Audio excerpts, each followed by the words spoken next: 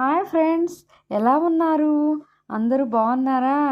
జనవరి 1 అయిపోయింది. ఆ తర్వాత మీరందరూ ఎవరి డ్యూటీల్లో వాళ్ళకి వెళ్ళిపోయారు. నేనేంటి కొత్త వీడియోలు పెట్టట్లేదు అనుకుంటున్నారా? కొద్దిగా బిజీ ఉన్నానులేండి. ఇప్పుడు మీకు 90s ముందు అమ్మమ్మ కాలం నాటి పిజ్జా గురించి చెప్తానండి. అంటే అది పిజ్జా అనుకుని మనం ఇప్పుడు అనుకుంటున్నాంలేండి. అప్పుడు ఉల్లిపాయల అప్పచ్చి అనేవాళ్ళు. ఉల్లిపాయల అప్పచ్చి అంటే చాలా ఇష్టంగా తినేవాళ్ళండి అప్పుడు వాళ్ళు. ఇప్పుడు పిల్లలకు కొంతమందికే తెలుసు. ఎందుకంటే పిజ్జాల గొడవల్లో ఈ అప్పచ్చులు ఇవి నచ్చట్లేదు పిల్లలకి. అందుట్లో మన పేరెంట్స్ కూడా పెట్టట్లేదు. పెడతా ఉంటేనే కదండి వాళ్ళకి తెలిసేది. ఉల్లిపాయల అప్పచ్చి వేసుకోవడానికి బియ్యం పిండి తీసుకొని దాంట్లో కొద్దిగా ఉప్పు, కారం, ఉల్లిపాయలు, తరిగిన పచ్చిమిర్చి, జీలకర్ర నలిపి వేసుకొని అన్నీ చేర్చి శుభ్రంగా చక్కగా కలుపుకోవాలండి. వరిపిండి మాత్రం చాలా మెత్తగా ఉండాలండి. అప్పుడు మాత్రమే అప్పచ్చి స్మూత్గా వస్తుంది, లేకపోతే గట్టిగా వస్తుందండి. పిండిని ముందుగా జల్లించి పక్కన పెట్టుకున్నామండి. పక్కన పెట్టుకొని తీసుకోవాలి. ఎందుకంటే పిండి పట్టిన పదార్థాల్లో కొన్ని సార్లు వాటిల్లో బరక వస్తుంది.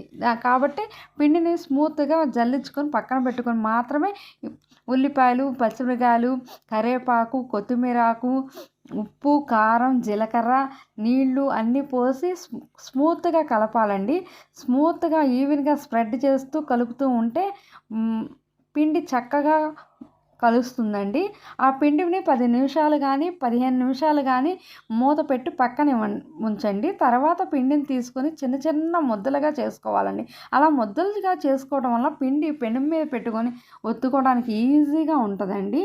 పిండిని నేను వీడియోలో చూపిస్తున్న విధంగా మీరు ముద్దలుగా చేసి పక్కన పెట్టుకోండి.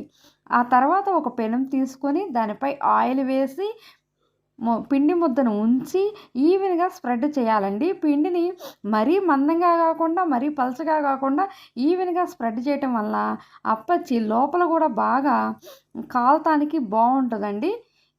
చుట్టూ నూనె వేసుకోవాలండి. మూత పెట్టుకోవాలి. మూత పెట్టడం వల్ల పిండి లోపల ఉన్న పిండి కూడా మగ్గుతుందండి. మూత పెట్టి 2 వైపులా చక్కగా కాల్చుకుంటూ ఉండాలండి.